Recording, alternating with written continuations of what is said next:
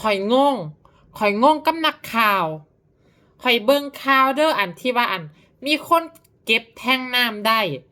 แล้วอันเข้าเจ้าก็เลยขอค่าสินน้ำใจแต่ว่านักข่าวเว้าคือจังอันเว้าว่าอันคนที่เก็บของได้บ่มีสิทธิ์ที่สิไปเรียกร้องค่าสินน้ำใจ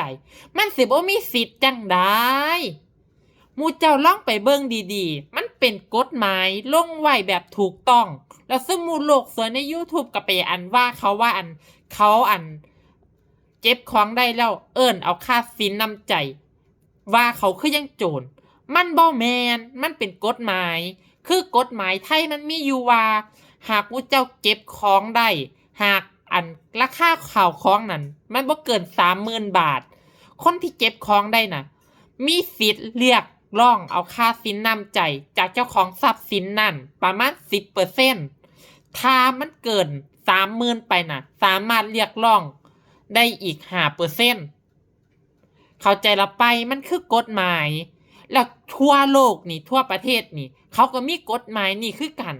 อย่าไปหาว่าเขาอันว่าเขาไปอันคือจังโจรคือจังหยังเพราะว่ามันบ่แม่นเพราะว่าเขาบ่ได้ผิดเขาก็ถูกแล้วเพราะว่าเขาเก็บของได้เขาก็มีสิทธิ์ที่สิเรียกร้องเอาค่าสินน้ำใจคือจังอยู่ในข่าวน่ะเขาเก็บแท่งน้ำได้มูลค่า 5,000 บาทเขา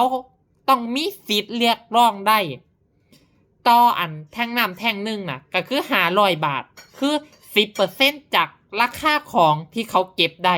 หมู่เจ้าเข้าใจละไปหมู่เจ้าอย่าไปหาเว้ามั่วซั่วว่าเขาอันหัวมุงหัวหมอมันบ่แม่น